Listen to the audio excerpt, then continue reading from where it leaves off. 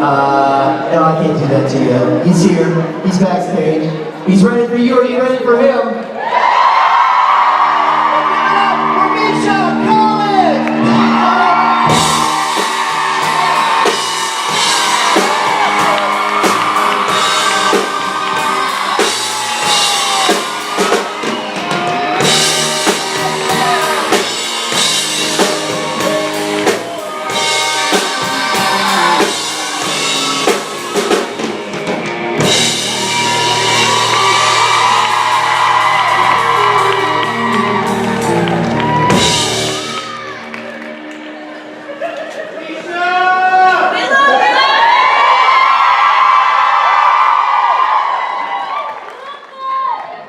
I love that you're like, he's ready for you. Are you ready for him? You never asked me if I was ready. That's true. I'm sorry. How do you know that? You're right. An assumption. You're right. Next time I'll stop. I feel very not ready. I know. And it felt like you were drawing attention to that. Yeah, no, that was my bad. I should have stopped the show, gone backstage. And then say, Misha, are you ready? And then I can say, no, I'm not. I'm doing my routine to prepare. Right. Get away from you, guy with microphone. Yes, I don't even recognize you with your non-beard. That's right. Where's Rob? What have you done with him? And, Hey, how's it changing the way people interact with you with the beard? oh, a lot of people seem disappointed in what my face actually looks like. Thank you. We love you no matter how disfigured you are. Ruth, when I came downstairs at our house, Ruth was like, oh, you have to give me a warning?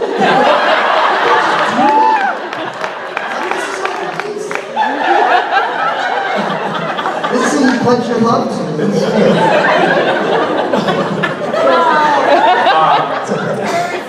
It's fine. It's fine. You don't grow back. When you're making out, does she like? She'll kiss your forehead. My father had a beard my whole life. Like the pictures of me as a baby, it was like a 1970s beard down to here, and then eventually he trimmed it up to like a beard like you've had for a long time. But it was starting to get gray. He got it into his head that it was making him look old. So when he turned 60, his birthday is New Year's Eve. I was sitting on the couch downstairs, he came downstairs, and when he turned 60, he shaved his face. And I saw an intruder in the living room. No joke, I was like, who the fuck is that? Crazy. Yeah. But now I think it looks perfectly normal. And so he stayed that way. He stayed that way, and he didn't lose many friends. Oh, that's good. We should say the same. Is that why Rich isn't here this week? That's what nevertheless, Misha Collins. I think he looks quite fashion. You're so pretty!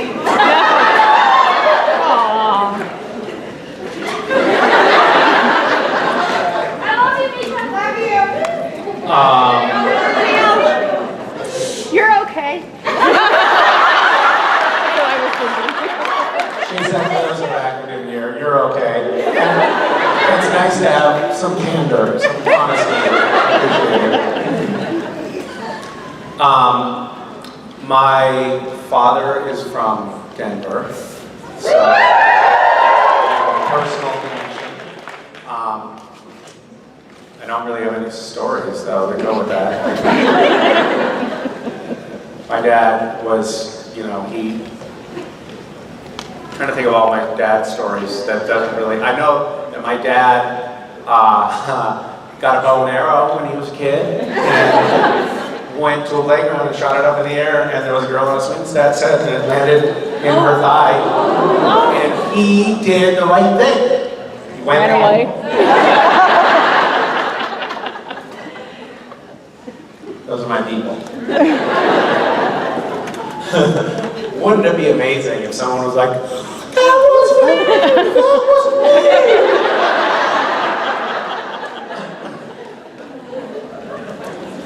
Hi, you have a question for me? Save me from revealing more family secrets. Well, you thank you for Gish. Thank you. It's a lot of fun, and it brings out a lot of interesting qualities of Dell people, and it's a lot of fun. Yeah, a lot of people's worst qualities. And I was just trying to think of something fun to ask you, because seem like you like to mess with your fans on Twitter a lot. Uh-huh. And I need to know the answer to, did you go back and get your AirPod? Out of the urinal? Yeah. So I had to ask. What do you think? I'm trying to give you advice and tell you not to, so we were hoping that was the right way. The right choice? To leave an expensive piece of high-tech equipment for other people to urinate on? Well, that's a terrible thing to do. No, I simply Did you auction licked it off and put it back. Auctioned it off? We could have had an auction. Auction it off? It's not. Okay. That's a great idea. Good save. Let's just see how fucked up my fans are. That would be what I would be testing them. It's not even.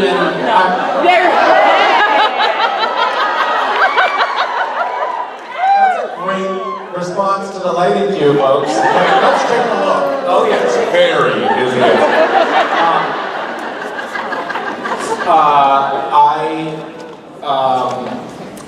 I recently put my AirPods through the laundry again, and one of them still worked. It's so amazing. And then I had to bring it back to the Apple Store. This shows what kind of integrity I have. I brought it to the Apple Store because I had the warranty on it. If anybody works at Apple, maybe don't run this up the black hole at work. And I said, there's something wrong with my AirPod. Well, the left one is not working. And he was like, oh, all right, let's check it out. Any water damage? I said, I don't think so.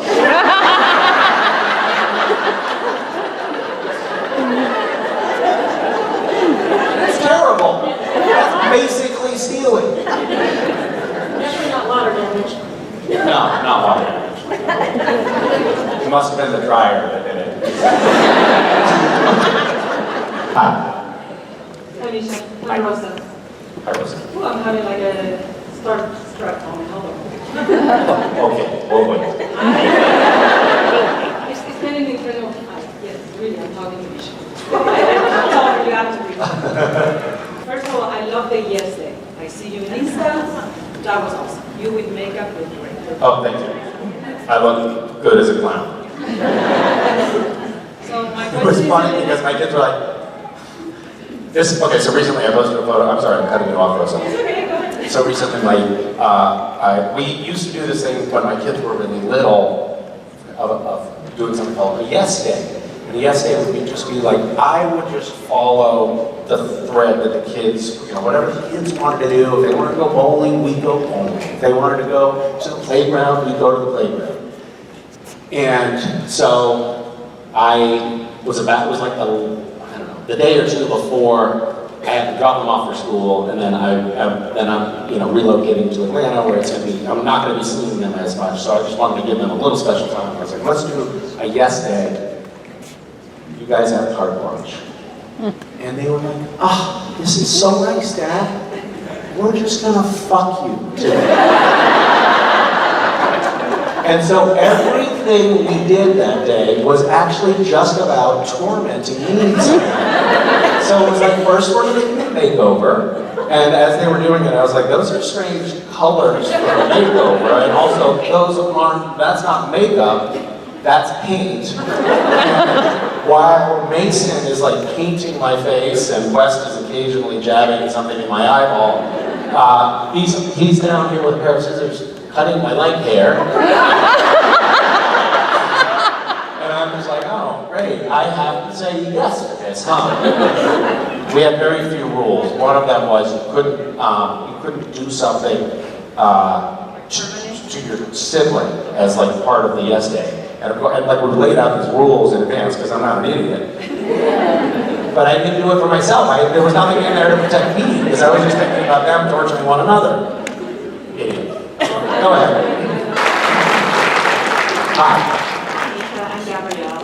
Hi, So you gave me and my sister perhaps the weirdest compliment we've ever received. You're welcome. What's the weirdest compliment you've ever received? What was the compliment that I gave you?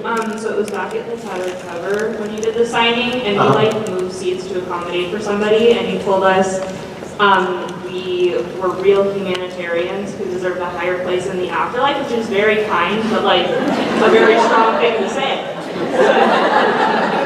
Thanks, but whoa.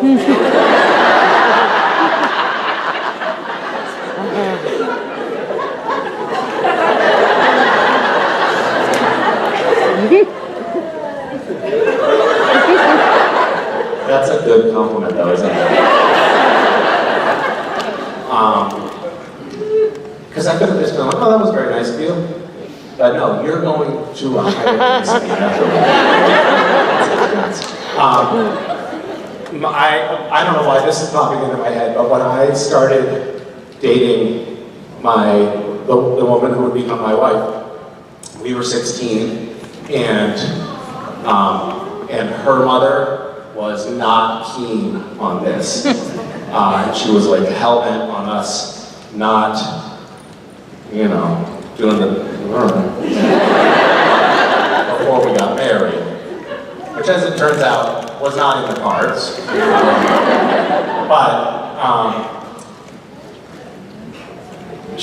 I went down to visit, and I was expecting to stay with her, with my girlfriend, and I ended up staying in the neighbor's basement. But I was allowed into the house, into the living room or the kitchen during the daytime. And Fran kind of interviewed me, and we had some conversations, and then later she told Vicky that I was, here's the compliment, not bad for the product of divorce. So there. Not as intense. Yeah. Thanks. I don't know why that came in my head, but stuff like that. Hi. Hi, Misha. I'm Sean. Hi, Sean. How are you? Добрый день. Добрый день. Как дела? Очень хорошо. Хорошо. So we hear at the cons a lot that commonly you'll have people come up and show you that they have tattoos of you on their person. Yeah. So Yeah. I'd like to know if we were to find out that Misha Collins has a tattoo of his favorite celebrity, who would that celebrity be, and where would he find the tattoo? Well, I'm somebody who has, generally speaking, a lot of empathy, and I did an item in Gish where I did many items over the years in Gish, my scavenger hunt, where I encouraged people to get tattoos in exchange for points, which are basically worthless in the scavenger hunt. And one year I had them get a tattoo of the Pope. So there are a lot of people that have tattoos of the Pope on their asses. And when I say a lot, probably thousands. And I saw that and I felt a little bit of compunction, because what a horrible thing to do to someone. And then I see these tattoos of, people have tattoos of my face. And I think, oh, why would you do that? But I get it.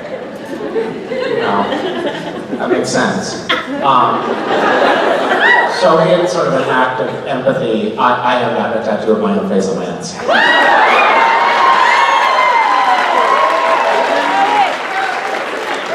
And it's also useful, because if I ever happen to be naked, a lot of people don't really know other people by their rear view. And so it's a handy reminder, really. Somebody doesn't have to look at my face to know who I am.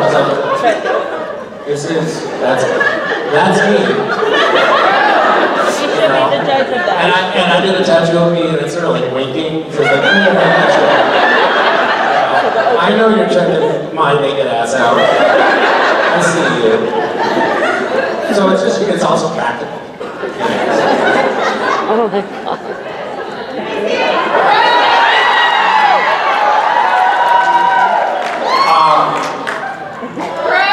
Pixar didn't Wouldn't that have be amazing?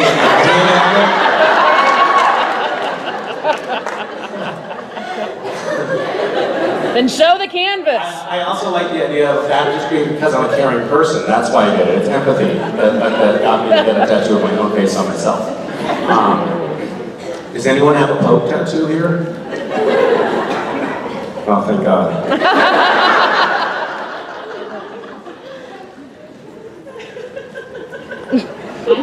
How are you? I'm well, thank you, Francie. I wanted to ask you about I know after the Yes Day that you had with your kids, you went to Atlanta to start shooting Gotham Knights. How has that experience been for the last 2 weeks compared to, you know, you played Castiel for so long and he was such a part of you, and now you're playing Harvey Dent and it's all new? Well, so I've started filming a new show called Gotham Knights, and I'm playing Harvey Dent, which is exciting. It's really cool because it's a my character in the Batman universe, and it's very cool to play a character that is human. I'm really enjoying that aspect because there was something about Castiel that was like everything was filtered through this almost alien persona, and so I'm able to like dial in and connect as a human, which is really cool. But also, there's a very complicated human, and we're getting to explore that. I have to be very careful because I keep getting in trouble for spoiling things. It's a fascinating character and a very complicated character very quickly in the series, which is really just super fun to play.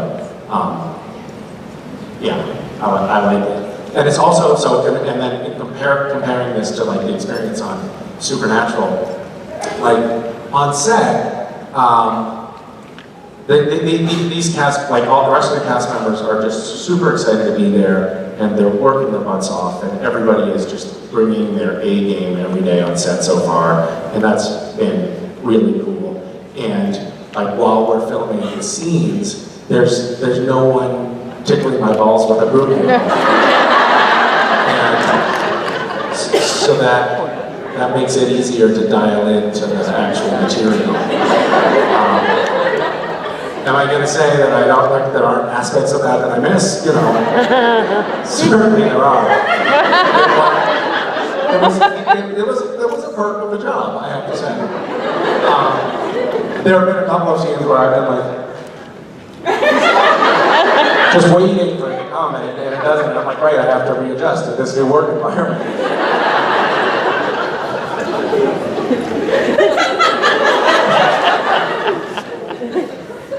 We do like at the beginning of every year on every set, there's a sexual harassment seminar. And I'm looking back on my experience on Supernatural. I should have raised my hand on year 4. Like, that's a quick question. Is it cool if like if it's a broom handle on you? Is that okay?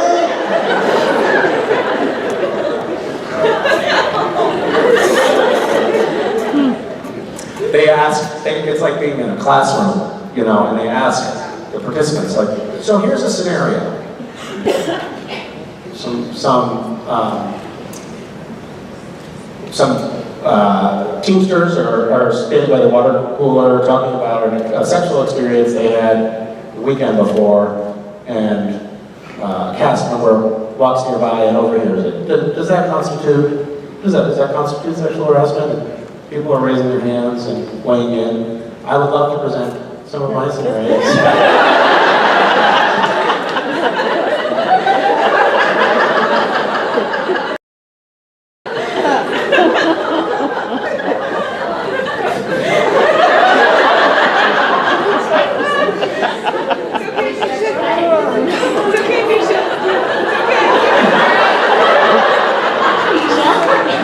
But I won't. Hi, Misha. I'm Amy from Minnesota. Hi, Amy. And my question is, if Cass had to swap out his trench coat for a different coat, what kind of coat would it be? Probably another trench coat. Which is exactly what Cass did. When I got on Supernatural, I went in for a fitting, and I thought I was going to be there for a couple of episodes, and they threw me in this. It was the description of the character was like a rumpled suit, kind of like a disheveled tax accountant with a trench coat a la Constantine. So it's like this template was like trying to look a little bit like Constantine, but a little frumpy. So they put me in this suit and did not fit at all. Luckily I had this trench coat which also didn't fit, it was way too big, but everything was just way too big. My shirt size was like, I wore a 15 and a half and it was an 18. Oh. So it was like billowing out like this, but I would always just like tuck it in and like fold and then fold again in the back. And then I didn't try a second suit on or a second shirt on. I just went in and I was like, whatever, it's a couple episodes, who cares? And then 3 years later, I'm still wearing the exact same stuff that does not fit at all. And I finally went into wardrobe and I'm like, I'm sorry to be a pain, but this doesn't fit at all. And they were like, took off the trench coat. I'm like, oh my God, why didn't you say something? And also, we're shooting in Vancouver in the winter, and I had like on these basically like men's slippers, these tiny like little dress shoes that my feet were always, they were too small, and my feet were always freezing. So they're like, why didn't you say something? So they put me in a pair of Blundstones, which are like these big Australian boots, and then changed my suit, and then I was like, it still looks really frumpy. So then I wrote an email to the showrunners, and I was like, can I just look a little, like have something that's a little better fitting? Can we just change it somehow? And they were like, sure, yeah, we'll work that out. So I came back for the next season and did a fitting, and they had an all-new trench coat and all new suit, and it was actually like better fitting and like a little bit more modern. I was like, that's cool. No mention of it in the script. Cass just suddenly went out shopping and got a whole new wardrobe the beginning of season 8 or whatever it was, and no mention of it whatsoever. Isn't that great? Because they know the audience is not paying attention. Oh, we know it. And then we did it again. We did it with my tie. Changed my tie, took the tie off, put the tie on. There's no mention of anything. It's just mine. Nobody cares. You don't see me without the trench coat. That's right. Did you notice the change in the trench coat though? Yes. You didn't? Did you watch the whole show? 5 times? Wow. That's amazing. The trench coats are ranked? What is the ranking?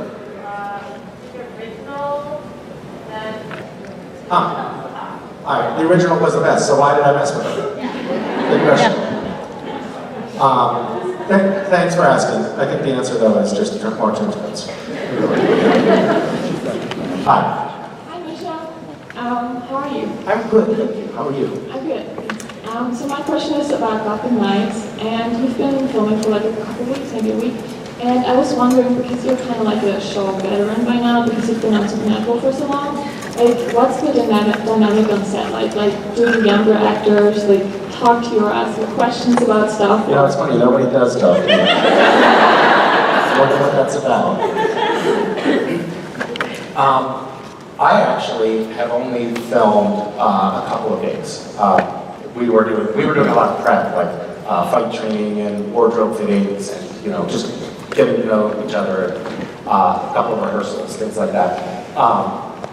And it's so fascinating to be at that stage of life where I'm the seasoned veteran, and there are these young actors who are coming in. A lot of the cast members, other regular cast members range in age from 17 to 29, and but they're mostly early 20s. So it's funny, I still think of myself as being youthful and having like a long life ahead of me, and it turns out to not be the case. They think of me as super old, and I have to recalibrate it. Like, all right, I am actually old enough to be any of their father, which is strange. And maybe the 17-year-old I could pull off grandfather, I think. So it's cool though.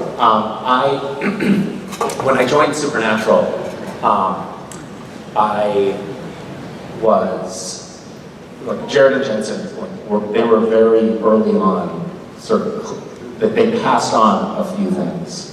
Like, be gracious to the crew, don't be an asshole, you know. Things that show up knowing your lines, show up carrying your weight, and we're all just working together to try to make a project as good as we can. And we all depend on one another. I mean, it's incredible how much the entire crew depends on each individual on set. If anyone isn't pulling their weight, the whole thing starts to crumble. So I don't know. I'm trying to impart a little bit of that message, and I'm also trying to encourage them to figure out ways to get as much as they can for free out of production. So it's a balance of like trying to figure out how to exploit the system, but also appear to be kind while you do that. Thank you so much. Yeah. Misha and Cher. Hi, Cher.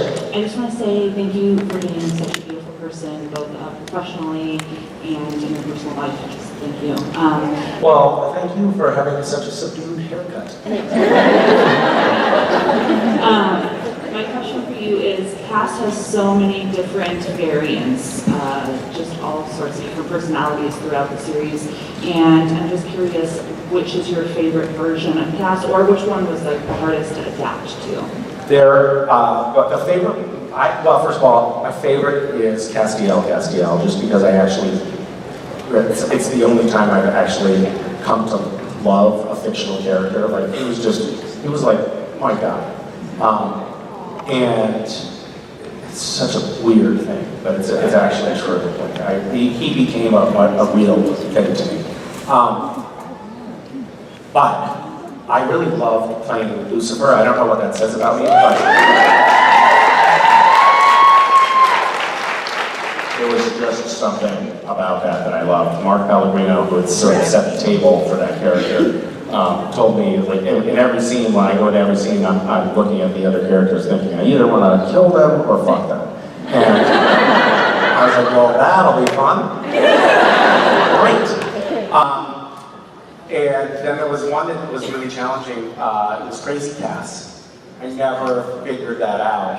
I remember getting on set for the first day. Ben Edlund was the writer and producer at that time, who also was directing that episode. And we went into like the first scene. He was like, "Okay, so let's try it where you're like really manic and really crazy and like really like clownishly crazy." So we did a take, and he was like, he came back in and he was like, "Okay, let's try one where you're really subdued and really casual." And it was like the opposite note. And then we did another take, and then he was like, "I don't know," and then walked away with my confidence completely shattered, and also me not knowing what the hell I should be doing with this character. But you know, in TV, there's no time. Like, you don't spend a lot of time rehearsing. You come to set and you basically go through it once for a blocking rehearsal, so the cameras know where to go, and then you start filming. And that's it. And so there we were filming, but I didn't know what I was doing, and I kept looking to Ben, and he kept being like, great. So yeah, that one was fun. Thanks.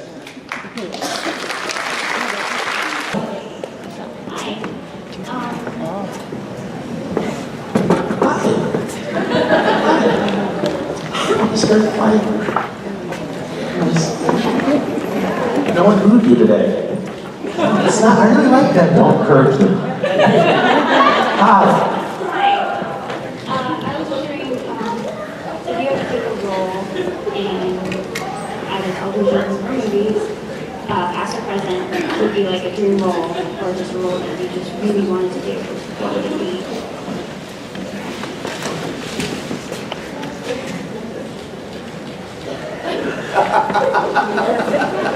Sorry, that was a private moment. But it's clouding my brain, and I can't think of anything else. I mean, I want to be honest with you. Right now, I'm playing this role, Harvey Dent. And the way I've had a lot of conversations with the showrunners about what the arc of the character is going to be over this season. And it's like, my God, if I don't love doing this role, I probably should be doing something else for a living. Because it's gonna be so meaty and so great, and it's gonna be such a fascinating ride. So it's kind of cool to be this. So the answer is present, and what I'm doing right now, which is really a cool place to be. It's a great cast. It's also the scripts I really love so far, but in particular, the narcissist in me really loves this particular role, and I can't wait to really get into the juicy stuff of it. Yeah, I can't tell you anything about it, so it doesn't make a great story. But yeah. Do we have time for one more question? Okay, one last question. Hi Misha, I'm Shelby. My question for you is, which side of your face would you prefer to have melted off? That's a good question. That's a really good question.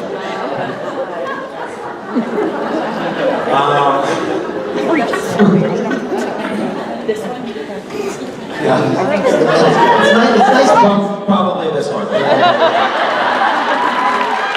told them about the tattoo of my face that I have on my own ass. Yeah. So Yeah. Oh, right. that would probably be a no-brainer. It's really nice if you're able to choose. Yeah. Bad news is half your face is getting melted off. The good news is you can choose. I think I've always assumed that it's going to be this one. Is Can we go to the other that side? Yeah. Yeah. Oh shit. I'm shaking my mind. I don't want to do this role. It's going to be terrible. That's my good side. It's all good. It's all good. Both sides are good. I think it'll get the bottom half of my face. Yeah. Switch it up. Yeah. Well, I can't wait for that. Yep. I'm actually doing that right now. Well, guys, how was it?